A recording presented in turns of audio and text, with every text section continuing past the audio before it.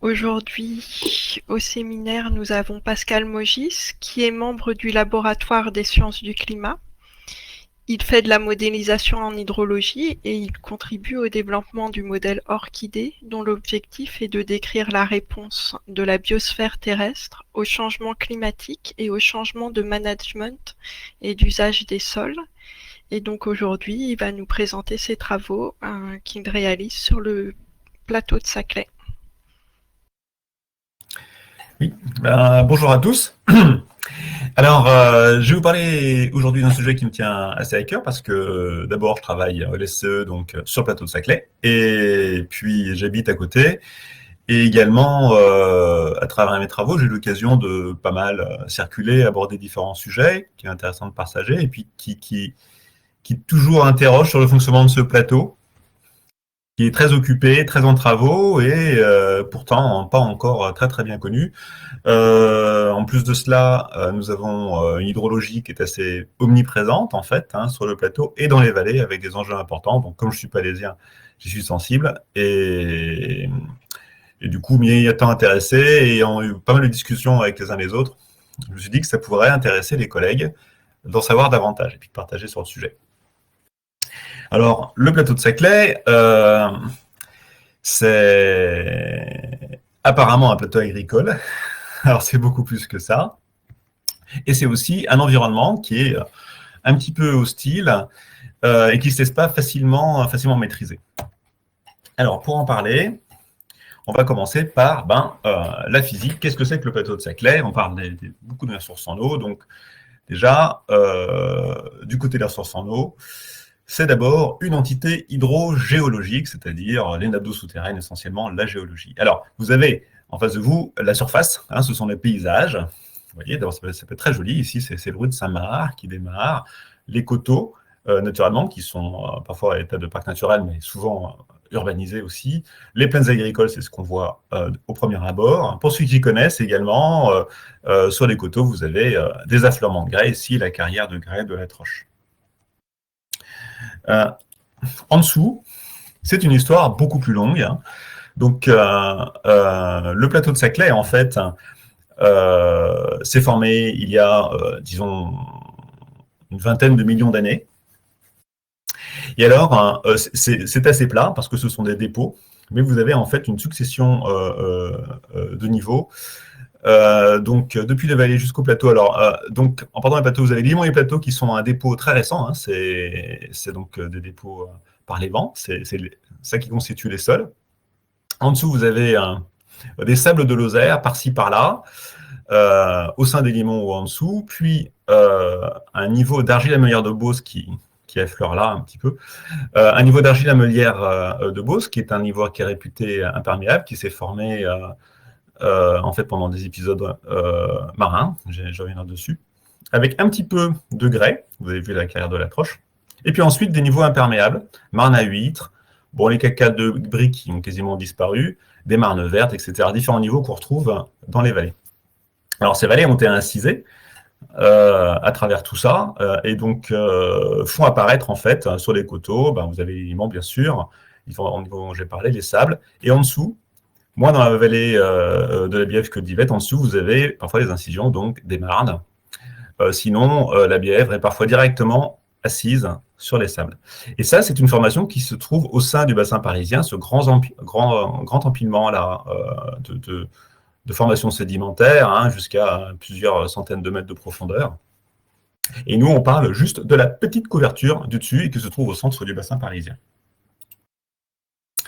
Donc, dans l'ordre, vous avez donc ce croquis ici, vous avez les limons des plateaux, qui datent de l'ère quaternaire.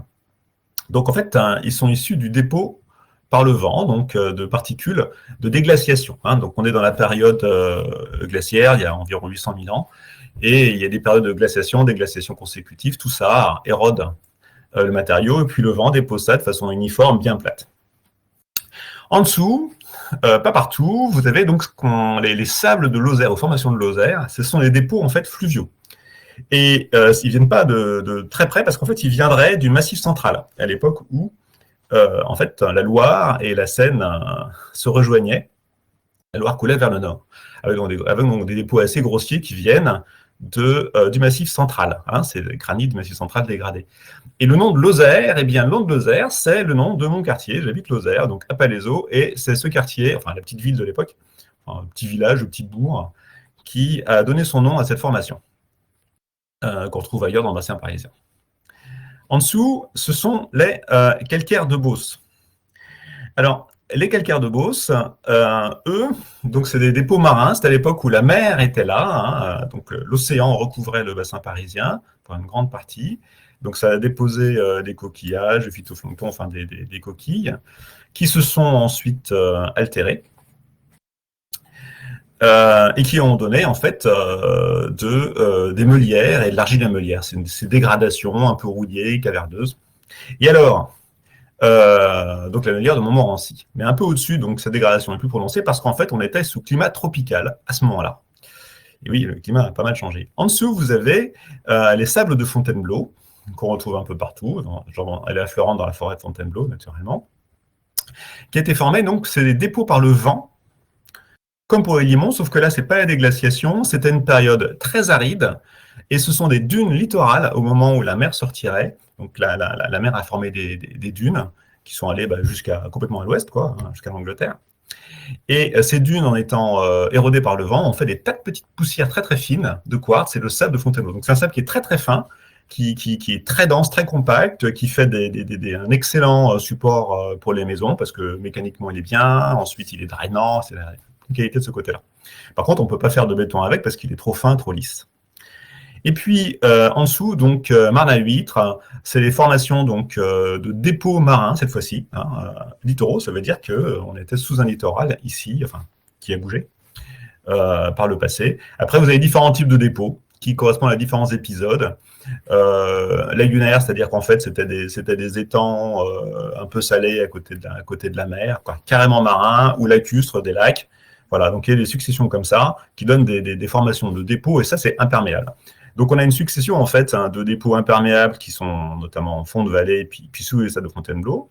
Les sables de Fontainebleau qui sont bien perméables, très épais. Ensuite vous avez cette argile à meulière plutôt imperméable et hétérogène, des sables de Lozère, et ensuite les sols donc qui sont tout récents.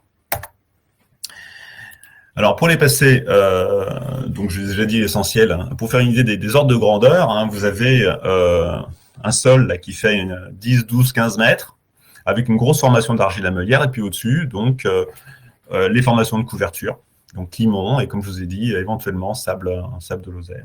En dessous, vous avez 50 jusqu'à 70 mètres en fait, hein, de sable de Fontainebleau, et tout ça c'est en eau.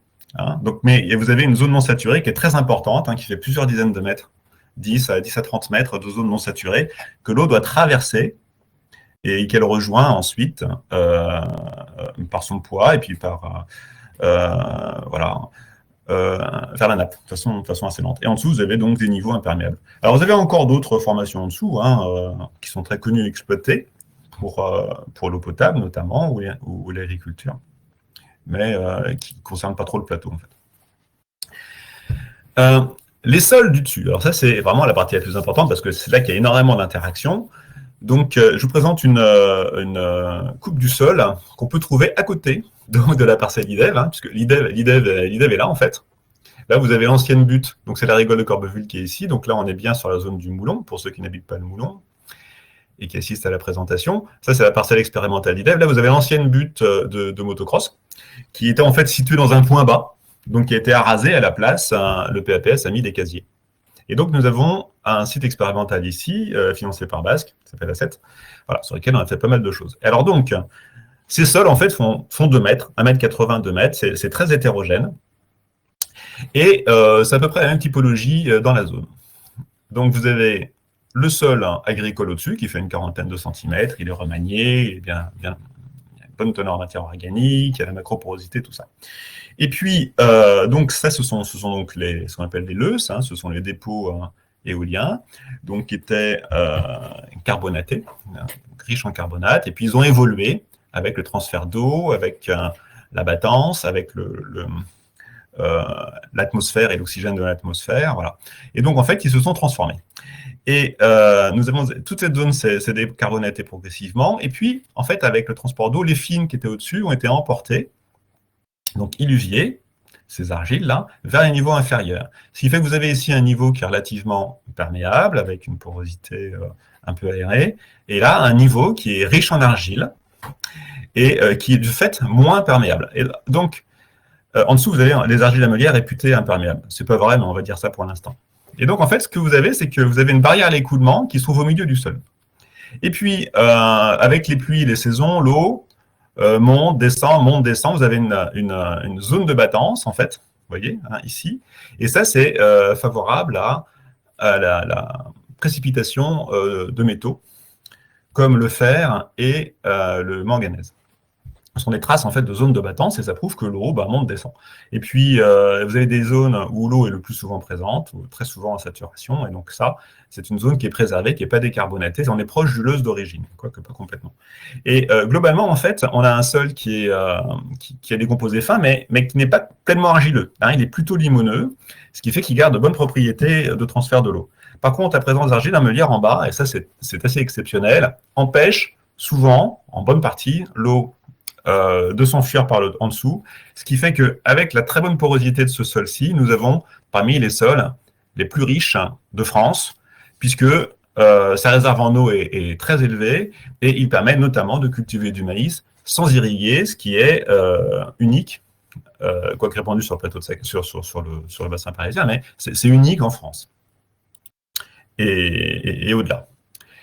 Alors, je vous ai dit que c'était hétérogène, mais enfin, globalement, les premières visions qu'on en avait, c'était que voilà, voici le plateau de Saclay. Bon, c'est des limons. Voilà, vous avez l'orange et le marron. Voilà, c'est des limons. Bon, il y a un peu de différence de faciès. Bon, puis après, vous avez les coteaux et ensuite les vallées. Donc, ça paraît assez homogène. Mais, dans la réalité, quand on creuse un petit peu, et c'est ce qu'ont fait les collègues, donc, notamment d'Eco6, quand on regarde la carte pédologique, on voit quand même qu'il y a un peu plus de variabilité. Alors, premier constat quand on regarde cette carte, c'est qu'on voit en gris les zones urbanisées. Les zones urbanisées sont vraiment très, très développées, hein, surtout depuis une dizaine d'années, ça va s'accentuer, premièrement. Deuxièmement, vous voyez qu'on retrouve ces sols épais de limon dont je parlais, qui sont ces teintes claires, voilà, les limons uviers plus ou moins épais, quand même un peu partout. Et vous avez également des zones plus proches des vallées, des coteaux, où ils sont remaniés, quoi, ils sont mélangés avec des collusions, c'est plus hétérogène. Et certains sont un peu plus fins et marquent, en fait, finalement, des niveaux peu transformés plus importants, proportionnellement plus importants. Ensuite, vous avez bien sûr les sols de vallée, les sols anthropisés. Vous remarquerez sur cette carte qu'il y a des zones hachurées, qui ne sont pas des zones urbaines, ce sont des zones de champs. Et ce sont les zones où il était prévu de faire les investigations, mais les agriculteurs qui étaient au départ d'accord, finalement, ont interdit l'accès à leurs champs. Donc ça fait quand même, c'est les zones de grandes céréales pour l'essentiel. Donc voilà, ça fait des zones un petit peu aveugles sur cette carte pédologique. Au centre du plateau, néanmoins, vous voyez qu'on a quand même, surtout dans des limons, c'est relativement consistant.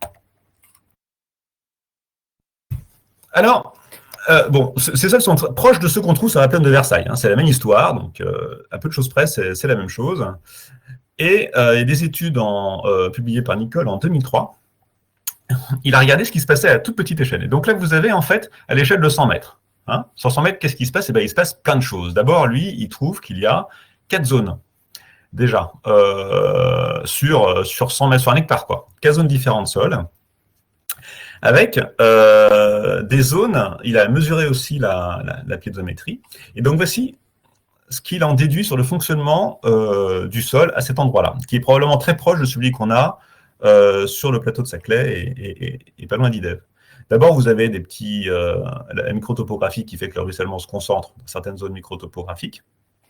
Et là, vous avez en fait ces points ronds ou ces points carrés, c'est la piézométrie, c'est la position du niveau saturé. Donc l'eau circule du haut vers le bas. Hein, du haut vers le bas. Et donc, avec des points, finalement, de concentration. Donc, l'eau, elle ne s'évapore pas, là, en fait, elle part. Et apparemment, elle part de deux manières différentes.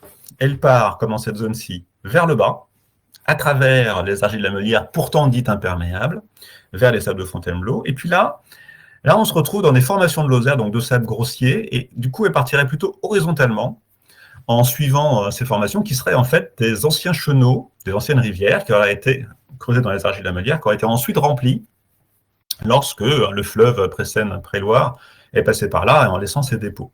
Et donc, ça ferait des sortes de rivières souterraines, on peut dire, qui s'écouleraient horizontalement, du coup, qui s'écouleraient vers les coteaux.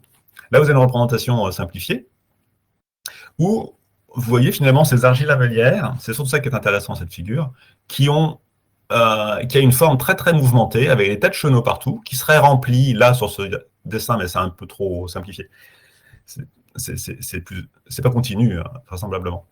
Donc par les sables de Lozère grossier. Et puis il y a aussi des zones d'argile lamelière qui ne seraient pas dégradées, donc qui seraient saines, et par conséquent, qui dit calcaire sain dit en fait fracturation, fissuration. Et donc, en fait, des chemins d'infiltration préférentiels à travers la fissuration de ces zones saines. Alors, on n'a pas trouvé sur le plateau de Saclay. Ceci dit, ça suggère quand même que le sol est loin de retenir l'eau autant qu'on le dit, ou qu'on penserait. Alors, cette fameuse information de sable de Lozère, elle est présentée de façon continue, mais c'est donc plutôt sans doute des paléochenaux et puis des lentilles. Serait issue donc entre 3 et 4 millions d'années. Bon, tout le monde n'est pas d'accord là-dessus, mais disons que à ce moment-là, c'était après le début, enfin bien après d'ailleurs, que les Alpes aient commencé à monter. Et donc vous aviez en fait une pente du Massif central vers le nord comme ceci, et donc les eaux de la Loire empruntaient le chemin par le loin et rejoignaient le cours actuel de la Seine. Et puis il y a eu une surrection de la Sologne qui a fait en sorte vraisemblablement, que la Loire aurait bifurqué à gauche. Et du coup, on aurait eu cette naissance de deux bassins versants isolés. Bon, c'est encore controversé, on n'a pas beaucoup de preuves. Un peu, donc, si on oublie temporairement les sables de Lozère, on a donc ces sols de limon, et du coup, qu'est-ce qui devient cette eau? Est-ce qu'elle coule de haut en bas? Est-ce qu'elle va sur les côtés? C'est pas clair. Il y en a qui disent que c'est une nappe, c'est-à-dire qu'en fait, c'est une seule formation interagissante, d'autres qui disent que non, comme moi par exemple. Enfin, il ne faut pas oublier que c'est peut-être aussi simplement des écoulements verticaux. Et donc le CEREMA a regardé un petit peu, d'une part, l'altitude de la base de cette formation, et d'autre part, les niveaux saturés en eau. Et vous avez, donc ici, là on est sur la ZAC du Moulon, vous reconnaissez la butte de motocross ici. Vous avez d'abord ce qui ressemble à un paléochenal, mais enfin bon, on n'est pas sûr. Et puis vous avez donc en fait ce creusement, ce Telweg, qui correspond ensuite plus loin au coteau de Corbeville dans lequel s'engouffre la 118. Et vous voyez que c'est un peu décalé d'ailleurs. Les coteaux actuels ne reflètent pas complètement les coteaux de l'époque, peut-être, qui semblent se prolonger encore davantage vers le nord-ouest. Et quand on regarde la carte de niveau d'eau, on voit finalement que cette carte, même s'il y a peu de piézomètres, cette carte quand même a l'air de suivre cette logique de descente vers les coteaux. Alors, quand on a dit ça, on n'a encore rien prouvé. On a apparemment des niveaux qui sont relativement continus, mais en fait qui suivent aussi la topographie. Et on a des gradients, mais on ne sait pas, toujours pas, si ces niveaux saturés, en fait, contrôlent l'écoulement de l'eau dans ces formations superficielles ou pas. Donc, en gros, c'est la grosse inconnue pour ce qui est du fonctionnement de cette formation de couverture d'un point de vue hydrologique. Alors, on descend encore un petit peu dans les argiles lamelières, et là, je vous montre, là, d'abord, par exemple, sur un transect qui doit être par là. Vous avez donc la topographie, vous voyez, qui est assez variable. Ici, vous avez les argiles lamelières, là, sous cette courbe-ci. Là, une formation de Lozère, les sables de Lozère, qui sont donc absents sur cette partie-là. Et en dessous, vous avez donc les sables de Fontainebleau qui commencent. Donc déjà, vous avez sur quelques centaines de mètres une variation topographique et puis des niveaux qui est assez importante. Et alors, les propriétés hydrodynamiques de ces argiles sont en fait très variables. Vous avez la perméabilité, et vous voyez que ça varie de 9-10-6 à 9-10-8. Bon, c'est un peu variable suivant les différents tests, mais vous voyez qu'on a un facteur de 1 à 100 dans les perméabilités hydrauliques. Et ce n'est pas une question d'être proche des coteaux. Là, vous avez du 7-10-9 ici. Donc, il n'y a pas complètement de logique. Par contre, on sent bien qu'il y a une hétérogénéité dans ce que sont devenus ces argiles lamelières et leur capacité à retenir l'eau ou pas. Et vous avez une meulière avec un peu d'argile dessus. Alors, la sable des nappes de Fontainebleau, c'est la première grosse nappe qu'on a sous nos pieds. donc gros volume, relativement bonne porosité. Donc, ça pourrait être une ressource en eau pour nous, sauf que malheureusement, elle est polluée, on ne peut pas s'en servir, ni pour l'irrigation, un peu pour l'irrigation, c'est moi, mais surtout pas pour l'eau potable. Donc l'eau potable, on est obligé de la faire venir de plus loin. Et cette nappe des sables, en fait, s'alimente comment? Si vraiment les argiles ammoniaires sont imperméables, il ne devrait pas y avoir d'eau. Or, en fait, on voit que c'est d'abord, non seulement ce niveau des nappes se maintient, hein, et puis il oscille. Donc ça veut bien dire qu'il est soumis à des recharges, à des vidanges. Alors les vidanges, c'est évident, on les connaît, c'est les vidanges par les coteaux. Soit, voici l'acide tracé de la Bièvre ici, donc soit ça coule, ça fait des sources qui coulent dans la Bièvre, ou alors ça va directement rejoindre la Bièvre par le fond. Ou alors l'ivette, donc la nappe des sables repose en fait sur les formations imperméables affleurantes, ce qui fait que vous avez en fait toute une ligne de sources, là, le long de l'ivette et de la mer Antaise, alimentée par la nappe des sables de Fontainebleau. Donc, il faut bien qu'il y ait de l'eau qui rentre. Donc, la modalité de recharge de cette nappe de sable de Fontainebleau est pour l'instant très mal connue. Alors, on a les oscillations pluriannuelles, vous voyez, c'est très lent, ces oscillations pluriannuelles de l'ordre d'un mètre, qui montrent quand même que ça circule et que ça dépend probablement des saisons, enfin des qualités d'année, hein, plus ou moins pluvieuses ou pas. Et puis, il y a des tas de petites oscillations qui pourraient nous dire « Oh là là, mais en fait, ça répond aux événements pluvieux. » Ben, c'est pas vrai du tout, parce qu'en fait, ces petites oscillations qu'on voit là sont liées plutôt à l'influence de la pression atmosphérique. Bon. Donc, on sait que les sables de Fontainebleau sont rechargés, mais on ne sait pas comment. Donc, ça pourrait être à travers les argiles lamelières, ça peut être à travers des fenêtres calcaires. Voilà. Alors, les enjeux d'un point de vue de la gestion de l'eau pour cette nappe, c'est essentiellement sa pollution, nitrates, pesticides, hein, plus polluants industriels, notamment liés à l'activité du CEA, et aussi la faculté de ces sables à pouvoir alimenter l'Yvette et la Bièvre en été, lorsqu'il n'y a plus d'eau. Donc, en fait, les eaux de ces rivières sont des eaux stockées dans la nappe des sables pendant les périodes pluvieuses et restituées pendant les périodes d'étiage. Et ça, c'est un enjeu donc sur le bon état écologique de ces rivières.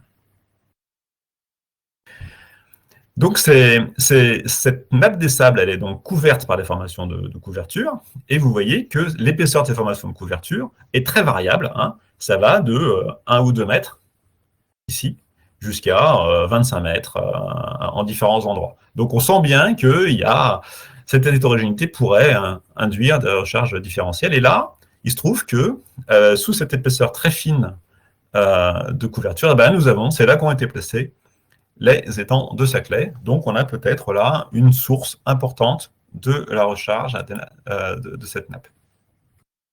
Alors, ces sables de Fontainebleau, ils ont aussi une petite particularité, c'est que dedans, on trouve des grès. Et donc, j'ai montré la carte de la Troche, et historiquement, c'était une activité très importante pour la vallée, et parce que c'est là, en fait, qu'on venait tailler et exporter les pavés pour paver Paris. Alors, il serait peut-être organisé, vous voyez, quand on regarde le recensement de ces grès, on voit que ça suit quand même des lignes. Et donc, il y en a qui disent que, donc voici la Troche, hein, à très grande échelle, il y en a qui disent que, voilà, en fait, on a là des cordons dunaires très anciens, et en fait, ces grès se seraient formés en bordure de ces cordons dunaires, au gré des cycles glaciaires interglaciaires qui induiraient de la sédimentation, etc. Bon, pourquoi pas. Enfin, en tout cas, pour l'instant, c'est pas assuré, c'est controversé. Et puis GEOPS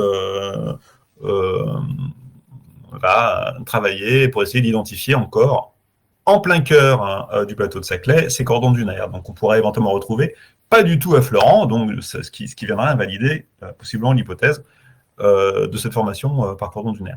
Et vous voyez, donc je vous ai montré un petit peu historiquement comment ça se présentait une carrière de grès, hein, à l'époque où c'était exploité. Ça, c'est une carte postale de 1900. Donc maintenant, c'est un espace protégé qu'on peut visiter à la Troche. Hein. Donc, pour vous illustrer en fait les différentes façons d'évacuer l'eau, vous avez, donc comme je l'ai dit, à travers la nappe des sables de Fontainebleau, là vous avez la nappe, vous voyez, hein, donc elle est bien remplie au centre et puis elle se vide sur les côtés pour rejoindre à peu près le niveau des rivières. Alors, c'est au-dessus de la rivière, là par exemple, ou c'est en dessous sur la rivière ici. Vous avez également, outre l'infiltration bien sûr, vous avez des sources au-dessus des argiles ou alors au-dessus des marnes, et puis aussi du ruissellement quand il y en a trop. Et ce ruissellement pose un vrai problème de gestion, bien sûr, puisque à ce moment-là, ça peut créer des inondations de coteaux, ou alors, quand ça arrive très vite, évidemment, des inondations des rivières. Voilà. D'un point de vue météo, Cette eau, évidemment, vient des précipitations. Alors, le plateau de Saclay, c'est pas un espace très accueillant. Hein. Bon, ça se sent moins maintenant, mais en fait, le plateau de Saclay est plus froid que les vallées, hein, d'environ 2 degrés. Comme il est plat, il y a beaucoup plus de vent, également plus de gel, plus de brouillard. Donc bon voilà, c'est pas un endroit accueillant, surtout quand il n'est pas drainé, ben, il est un peu marécageux, ce qui fait qu'en plus de ça, il y a plein de moustiques, il y a des problèmes de santé. Donc en gros, autrefois, le plateau de Saclay était surtout habité par les pauvres, quoi. Et puis les riches se mettaient plus en bordure du plateau de Saclay, ou alors sur les coteaux, puis ensuite plus tard dans les vallées. Alors, la précipitation ressemble à celle du bassin parisien, hein, c'est quelque chose de relativement homogène tout au long de l'année, 600 à 700 mm par an, c'est bien réparti toute l'année. Alors, les pluies sont différentes. Alors, elles sont longues ou courtes. En été, on a un petit peu des deux. Alors, les pluies d'été, à cause de l'évaporation due à la chaleur, hein, ou alors au ruissellement sur sol sec, finalement, l'été, c'est pas une période propice à la recharge des nappes. Ça humidifie un peu le sol, mais bon, ça aide un petit peu les plantes sur le moment, mais finalement, ça n'a pas vraiment d'effet sur le long terme. On est plus sur les réserves. En hiver, par contre, nous avons plutôt des pluies longues, et puis fraîches, naturellement, donc du coup, c'est là qu'en fait se passe la recharge des nappes. Les épisodes intenses, eux, ont 2 modalités, finalement bien distinctes. C'est soit des épisodes courts et localisés, soit ils sont longs et répartis. Alors, je vais revenir dessus, mais vous avez ici un petit peu l'historique, et vous avez en fait ces 2 typologies, en vert, long et réparti, puis en violet, court et localisé, donc de l'ordre de 2 heures. En fait, c'est des pluies d'orage, hein. Ce sont des épisodes convectifs. Parfois, il y a des épisodes mélangés, hein, donc c'est pas une règle absolue. Alors, ces épisodes longs, de pluie longue, qui durent des heures et des heures, vous voyez, donc là, vous avez un hiétogramme, différentes stations, et donc vous voyez qu'en fait, la pluie est arrivée en environ 7 heures. Et vous voyez ici la carte de répartition des pluies. Bon, bah, c'est assez homogène, en fait. Hein. Ça correspond à ces gros épisodes météorologiques, vous voyez, avec de la grosse pluie qui vient du nord-ouest, puis qui envahit quasiment tout le territoire. Donc les périodes de retour, vous voyez, 100 ans, hein, on est de l'ordre de 86, 110, autour de 100 mm. Les épisodes rapides, eux, sont en fait, donc convectifs comme je l'ai dit, c'est à la taille d'un gros nuage, hein, d'un cumulus congestus ou cumulonimbus. Donc ça fait quelques kilomètres seulement de large, vous voyez. Hein. Donc là, ça fait 4 km, vous voyez qu'en fait, en gros, on a quelques kilomètres, une dizaine, enfin un petit peu moins parce que c'est concentré encore, ce qui fait que quand ça passe, bah, ça n'arrose qu'une partie du plateau. Là, vous voyez, ça correspond à ce type d'épisode. Vous avez un front qui passe, hein, très humide, et puis avec des pluies localisées. Et là, le hiétogramme montre que c'est étalé sur 2 heures. Et puis, vous voyez aussi au passage que contrairement aux pluies longues, hein, où c'est assez rassemblé, là, vous avez donc une différenciation importante suivant là où on se trouve, en durée et en cumul. Hein. Donc, il y a eu un gros épisode en 82 qui a été, disons, rapporté par le CAVB, syndicat de la bière. Et donc, c'est les lames radar. Et ce qu'on peut voir, donc là, c'est... donc, vous voyez Paris, hein, donc ça, c'est à grande échelle. Hein. D'abord, c'est un épisode qui s'est propagé comme ceci, donc en laissant les côtés, puis en se concentrant, en fait, sur cette zone centrale, hein, que voici. Vous voyez, dans cette zone centrale, en fait, vous avez les précipitations supérieures à 100 mm, en moins de 2 heures, hein, mais vraiment très, très concentrées. Et puis, quelques kilomètres à côté, bah, vous avez des petites pluies. Voilà, donc ça, c'est la caractéristique, ce qui fait que c'est très violent localement, et ça sature les sols très, très vite, et ça ne recharge pas globalement. Alors, toute cette eau, ben, sur un système, sur des sols qui sont perméables et bloqués par l'argile lamelière en dessous, ben, ça fait en fait une zone vraiment qui retient l'eau. Et c'est la grosse caractéristique du plateau de Saclay, enfin, et puis des limons des plateaux, c'est que ça retient l'eau. Et donc, quand c'est pas des forêts, ben, c'est des champs drainés, ou alors c'est des mares. Des mares d'ailleurs qui ont des fonctionnements écologiques très particuliers, qu'on essaie d'étudier d'ailleurs sur...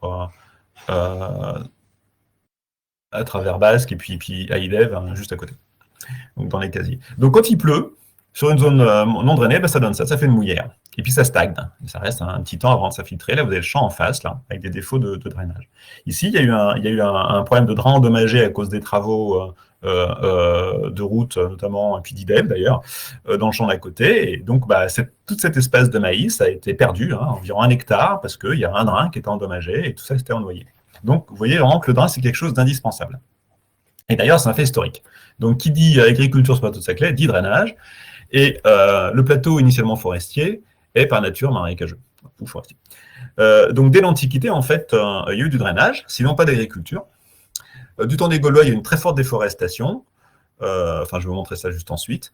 Et en fait, le drainage ou les fossés sont quelque chose vraiment d'omniprésent. Alors, on utilise à l'époque les moyens du bord. Hein, c'est soit creux, soit c'est rempli par des pierres, parce que c'est intéressant de remplir, parce que quand c'est des fossés, ça empêche de traverser. Puis il y a de l'eau stagnante avec des moustiques. On perd de l'espace, on ne veut pas cultiver. Voilà. Donc, c'est mieux de couvrir. Et à ce moment-là, c'est soit rempli de pierres, ou alors de fagots, de bois, voire de paille, hein, de ce qui reste. Et puis bien sûr, il faut énormément de travail pour les entretenir. Mais ça, c'était avant. Louis XIV a donné un gros coup de pouce historique, en fait, au système de drainage, puisque pour alimenter les eaux du château, après avoir ponctionné le nord et l'ouest de Versailles, il a demandé à l'ingénieur Gobert d'organiser le drainage du plateau de Saclay. Ce qui a donné, en fait, tout ce réseau de rigoles et d'aqueducs qu'on peut voir par-ci par-là quand on est attentif. Alors, pour continuer donc l'aspect un peu historique, la dégradation, c'est un petit peu laissé à l'abandon jusqu'au XXe siècle, vraiment jusqu'après-guerre, et c'est après la Seconde Guerre mondiale, lors du gros boom agricole, que tout ce système de drains a été rénové avec des drains modernes, réhabilité donc à partir de 1950. Alors, à ce moment-là est arrivé le CEA, et puis ensuite le CEPR, centre d'essai des réacteurs, et les rigoles sont passées pour l'essentiel sous propriété du ministère de la Défense. Ensuite, ça a été réacquis par le syndicat de gestion de ces rigoles, et depuis là, cette année ou l'an dernier, elles sont à peu près toutes soit sous conventionnement, soit sous propriété donc, de la CPS. Donc, l'INRAP, qui fait les fouilles archéologiques, une association merveilleuse qui fait ça de façon bénévole à chaque fois qu'il y a des travaux, il nous propose la présentation de ce qu'était le paysage à l'époque. Là, on est à l'Orme des Merisiers, juste à côté, au niveau de Saint-Crotron. Donc, il y a eu des fouilles avant pour les travaux, qui ont mis à jour des installations gauloises. Donc là, on est au second siècle avant Jésus-Christ, 3e siècle, pardon. Vous avez déjà les cultures de céréales. Les Gaulois étaient d'excellents agriculteurs. Et vous avez une meule d'ailleurs, qui prouve bien qu'il travaillait le blé, s'il était encore besoin. Et dans ce paysage-ci, vous repérez une mare, et puis en fait, des réseaux de fossés, un peu partout, vous voyez. Et voilà, c'est logique qu'ils aient fait tout ça, puisqu'ils ne pouvaient pas cultiver ça.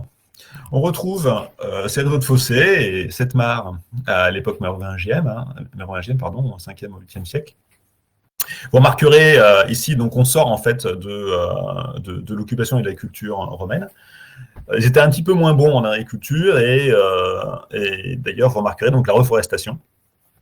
Et puis au Moyen-Âge, donc c'est beaucoup plus organisé et toujours avec cette présence, cette omniprésence des fossés. Donc cette fois-ci qui sont organisés, vous voyez là, de façon circulaire et radiale. Toujours la mare, on est encore à l'Orme des Merisiers là vous repérez donc une ferme. Une maison forte.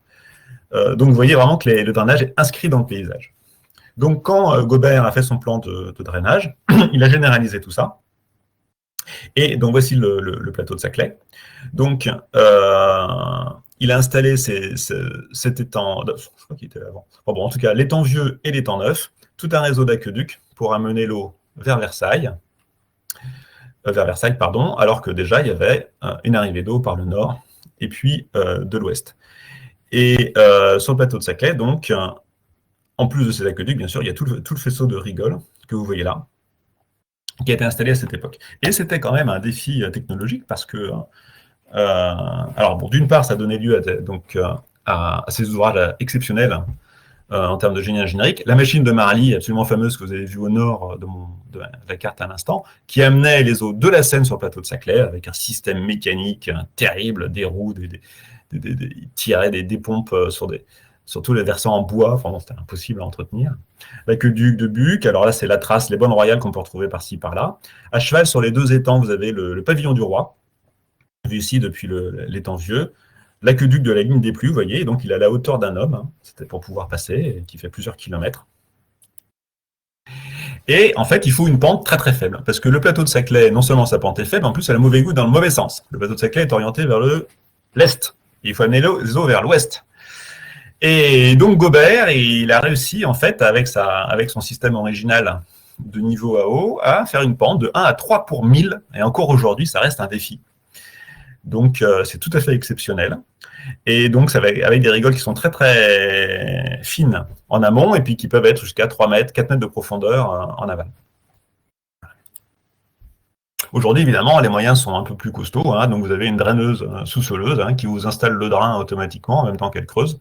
Et puis là, c'est une machine encore plus grosse. Cette fois-ci, c'est pour installer les collecteurs. Donc, un système de drainage, aujourd'hui, ça ressemble à ça. Vous avez donc un drainage systématique avec des collecteurs et puis par-delà, elle se concentre donc les réseaux de drainage secondaires. Donc, l'intérêt, naturellement, c'est de sortir les racines des plantes de l'eau. Hein, donc, de façon à ce que le développement soit meilleur et la production est bien meilleure, naturellement, quand elle n'est pas impossible. Le drainage, en fait, est très, très efficace. Vous avez ici, par exemple, un épisode de pluie, avec du coup un ruissellement et puis un drainage très, très rapide. Et en fait, au bout de quelques heures, vous avez rabattu l'essentiel du débit. Et puis ensuite, c'est un débit qui redevient un peu comme avant, et puis ensuite il se tarit doucement. Donc vous avez un régime influencé sur la première journée, voilà. Donc en gros, en 2-3 jours, avec un terrain drainé, vous avez ressuyé votre sol, et dans les quelques heures, vous avez fait l'essentiel. Maintenant, sur ce drainage, ça ne marche pas toujours très bien, ça sent dommage, pour différentes raisons. Soit que ça se remplisse, c'est attaqué par des racines, ou alors qu'on l'a détruit avec un engin, on l'a écrasé. Bon. Et à ce moment-là, bon, ça forme des mouillères, c'est des zones où, bah, du coup, ça se voit, et puis le rendement agricole est beaucoup plus faible. Il faut les retrouver. Donc, du coup, il y a des tentatives pour les retrouver, c'est très compliqué. Donc, IRSTEA, INRAE travaille dessus et a réussi, avec une méthode lourde, à les retrouver, en injectant de l'eau ou de l'air, et en doublant avec une méthode géophysique. C'est très, très, très, très lourd. Et là, récemment, il y a une méthode prometteuse à partir de drones et d'analyse d'images thermiques. Alors, c'est prometteur, c'est pas encore très robuste, mais ce serait vraiment exceptionnel si cette méthode pouvait être généralisée. Donc voici disons le schéma final du réseau de rigoles sur le plateau de Saclay. Donc en bleu, c'est les rigoles. Vous avez des écoulements qui sont concentrés sur 2 étangs. Donc la rigole de Favreuse par le nord, la rigole des Granges par le sud, est, la rigole de Corbeville jusqu'au CEA qui retrouve dans l'étang des Biches la rigole de Saint-Aubin, la rigole de Châteaufort, et qui va par l'aqueduc des Mineurs vers l'étang Vieux. Donc, à droite, ça se jette dans le rue de Voilan, vers la Bièvre. À gauche, ça réemprunte encore la ligne des Puits, rejointe par un bout de rigole de Châteaufort, il y a un court-circuit. Et là, cette fois-ci, en rejoignant ce qui est drainé par l'ouest, ça va dans la rue de Saint-Marc, toujours dans la Bièvre. Donc, vous voyez qu'en fait, en gros, on draine les eaux du plateau vers la Bièvre, alors que physiquement, c'est une bonne partie devrait aller vers l'Yvette. Mais ça ne marche pas très bien. Vous avez des tas de fuites et de déconnexions, notamment au passage des routes. La 118, notamment. Et puis au niveau des 36, vous avez des busages, etc. Et en fait, là, vous avez les étoiles vertes. C'est là que, finalement, les eaux du plateau vont directement dans la vallée. Soit par les eaux pluviales, soit en dégringolant le long des coteaux, le long des routes. Donc, ce plateau est quasiment entièrement artificialisé. Vous avez donc en rouge le drainage connu, et puis en grisé, le drainage pas encore complètement caractérisé. Donc vous voyez que la plupart des zones agricoles sont drainées, sauf exception. Et puis le reste est urbanisé quasiment. Voilà, ça c'est des fuites sur les coteaux et des connexions. Bon. Et quand ça marche pas bien, quand il y a des grosses pluies, en fait, les impacts sont importants. Vous voyez du ruissellement de surface, là, ça fait des petites cascades. Et puis là, c'est vers un fossé. Mais en fait, le fossé, quand il se remplit, vous voyez, là, c'est l'inondation d'une rigole. En fait, il se déverse. Et il se déverse ailleurs. Donc là, il se déverse le long de la route. Et ensuite, ensuite, de la route, ça va dans les maisons, comme ici, ou ça va vers l'Yvette. Et ensuite, et la Bièvre est de là, dans les maisons encore. Voilà. Donc, il y a des travaux, je vous ai pas mal parlé des processus d'infiltration, de recharge, donc beaucoup d'interrogations. Le cycle de l'eau est difficile à caractériser sur le plateau de Saclay, donc là, la nature vraiment est difficile à saisir. Alors, je vais passer très très vite. Donc, on mesure les débits en peu de points, finalement, avec quelques inconsistances. On voit que c'est indépendant, le ruissellement semble indépendant du taux d'urbanisation. Donc ça veut dire qu'il est contrôlé évidemment par quelque chose de plutôt surplombant, donc naturel. Il est très difficile d'estimer la recharge vers un nappe des sables. Hein, ça, c'est plein de méthodes différentes pour estimer la recharge. Puis on est entre 0 et 200, quoi, en gros. Hein. Bon, c'est peut-être autour de 100, vraisemblablement, puisque c'est comme ça sur le bassin parisien à peu près en moyenne. Mais on ne sait pas vraiment, on est vraiment entre 0 et 200. Le bilan annuel, bon, il a du mal, mais globalement, on arrive à peu près à le boucler avec les débits. Donc, il pleuvrait dans les 660. Et puis, vous avez l'essentiel qui est transpiré, évapotranspiré par les sols et les plantes. Une partie qui retourne aux rivières, bien sûr. Un peu de drainance profonde. Alors, vous avez de l'eau qui vient, l'eau potable, l'équivalent de 8 mm, mais aussi des pertes par les étangs. Et en tant qu'exutoire, les coteaux et la 118. Donc bon, le bilan est loin d'être fermé, hein, c'est l'objet d'un projet de recherche qui n'est pas encore financé. Je passe. Qui a fait partie là juste à côté de chez vous, donc sur la parcelle A7, enfin sur la parcelle IDEV, vous avez de l'instrumentation A7, avec beaucoup de caractérisation, c'est l'objet d'une autre présentation multiphysique, assez large. Rapidement, pour ce qui est des enjeux hydrologiques sur le plateau de Saclay, donc évidemment, non, excusez-moi. J'ai l'impression. Pourquoi? Voilà, excusez-moi. Donc, vous avez les inondations, avec des inondations récurrentes, plusieurs dans les années 2010, hein, Palaiseau, Val d'Albian, Villers-le-Bac. Par le passé aussi, pas mal. Donc, ce processus de génération d'inondations, en fait, est multifactoriel, à la fois sur l'exposition des maisons, enfin de l'urbanisme, et sur l'intensité des événements, mais ça dépend aussi beaucoup de la gestion, la saturation initiale des sols, donc la longueur des pluies, leur récurrence, les dispositifs de stockage, état d'entretien. Voilà. Avec le changement climatique, il y a un certain nombre de facteurs qui devraient modifier tout ça. Alors, je passe très très vite, c'est l'objet d'une autre présentation, avec des précipitations en été qui ont augmenté apparemment par le passé. C'est un petit zoom sur la région. Les crues centennales pourraient bien augmenter, donc c'est-à-dire ce serait pas lié à l'augmentation totale de la pluie, mais en fait à sa répartition et au fait que les pluies d'hiver ou d'été seraient plus importantes. Alors, changement climatique, ça veut dire bien sûr les vagues de chaleur, des débits des rivières en baisse en été, donc au moment de l'étiage, une recharge des nappes plus faible, forcément, c'est une question de bilan, les rendements agricoles plus faibles aussi, peut-être quelques tempêtes tropicales nouvelles qui viendraient sur nous, donc avec des épisodes venteux et pluvieux différents, une évolution de la forêt, et évidemment, bien sûr, l'évolution des coûts et des dommages des événements extrêmes. Ça, c'est possible avec l'augmentation de température de 2 à 5 degrés, et l'augmentation, bien sûr, de la température des eaux, l'augmentation de la pollution relative, etc. Donc tout ça, il y a beaucoup de choses sur ce sujet, donc je ne rentre pas dans le détail. Mais je vous renvoie à la présentation que j'ai faite. Avec l'urbanisation, on a une modification du couvert, donc une baisse de l'évapotranspiration, hein, fatalement, une baisse de l'infiltration en surface en général, une augmentation du ruissellement, comme vous voyez, dramatique. Alors, il y a beaucoup de choses qu'on peut faire pour amoindrir ça. Simplement, il y a un cas particulier sur le plateau de Saclay, c'est que, en fait, l'urbanisation, en diminuant l'évapotranspiration, risque paradoxalement d'augmenter plutôt l'infiltration dans les sols, donc d'augmenter le niveau des nappes dans le sol. C'est pas du tout impossible. Donc une urbanisation très très rapide. Alors, il y a aussi l'aspect patrimonial qui cherche à être préservé par un certain nombre d'associations et d'acteurs du plateau. Je vous en ai montré la plupart. La plupart sont hydrauliques. Hein. La qualité des eaux. Donc les rigoles sont maintenant des cours d'eau.